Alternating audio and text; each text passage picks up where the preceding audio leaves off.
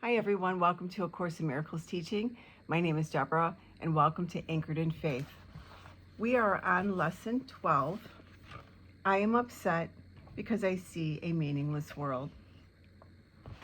The importance of this idea lies in the fact that it contains a correction for a major perceptual distortion. You think that what upsets you is a frightening world or a sad world, or a violent world, or an insane world. All these attributes are given it by you. The world is meaningless in itself. These exercises are done with eyes open. Look around you, this time quite slowly. Try to pace yourself so that the slow shifting of your glance from one thing to another involves a fairly constant time interval. Do not allow the time of the shift to become markedly longer or shorter, but try instead to keep a measured, even tempo throughout. What you see does not matter.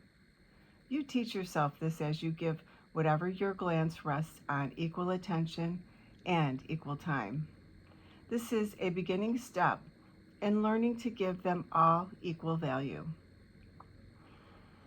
As you look about you, say to yourself, I think I see a fearful world, a dangerous world, a hostile world, a sad world, a wicked world, a crazy world, and so on, using whatever descriptive terms happen to occur to you.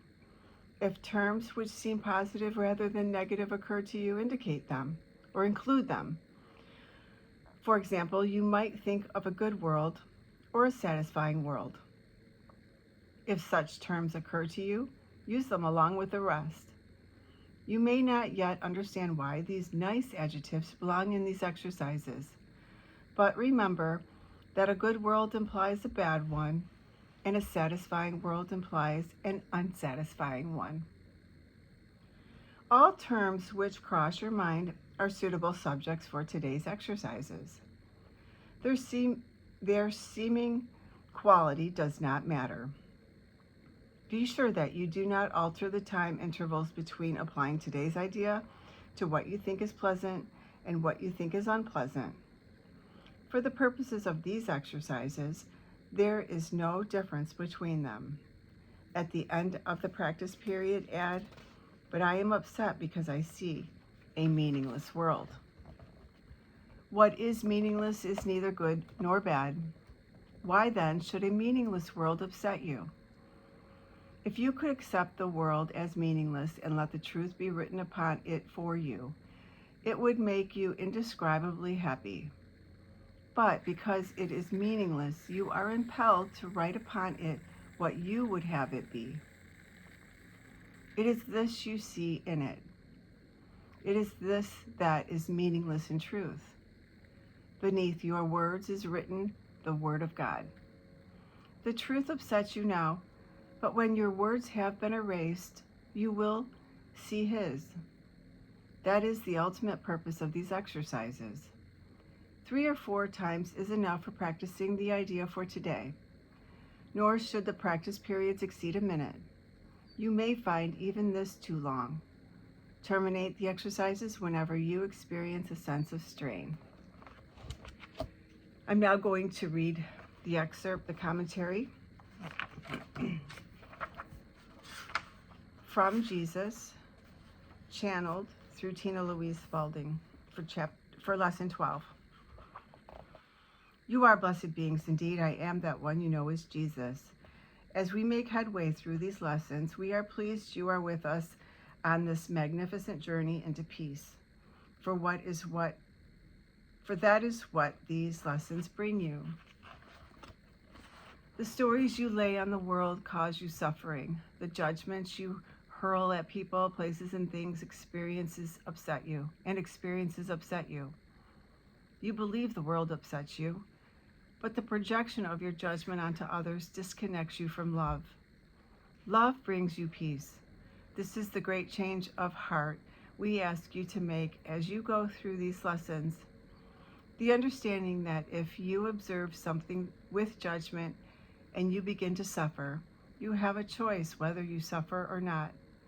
It takes a great evolutionary leap in your mind to see this truth. You will never be the same after you realize that every time you suffer, you have caused it with unloving thoughts about yourself, something, or somebody else. In that realization, you understand the choice between freedom and suffering.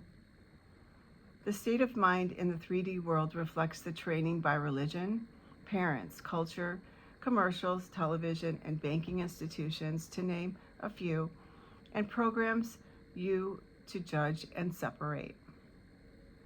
Separation is, in fact, your natural state. How do you know? You appear in a separate body with separate, secret thoughts manifested in a physical demonstration of your belief in separation. Ultimately, when you remove your belief in separation from your consciousness, you no longer have a seemingly separate individual body. You connect with everything and everyone. That is where your evolutionary journey ultimately leads you, but it is a long way off.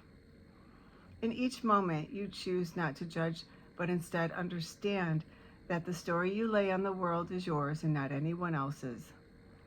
You have the freedom to change. In that moment, you can shift your consciousness to peace. You begin to see this more and more as you do these lessons. Increasing periods of peace enter your awareness. When you plummet down into judgment again, it will feel even more painful than before. This is the fork in the road that A Course in Miracles speaks out about. Once you have made the choice to do these lessons and you experience what peace feels like, perhaps for the first time in your life, you cannot go back. You understand your suffering is optional and up to you. Allow this lesson to percolate through your consciousness. Do not belabor it. Do not do it as described, and it will do the work it is meant to do. I am that one you know as Jesus, and we will see you again tomorrow. Thank you so much for being here. Please like, share, and subscribe, and I hope you have a beautiful day.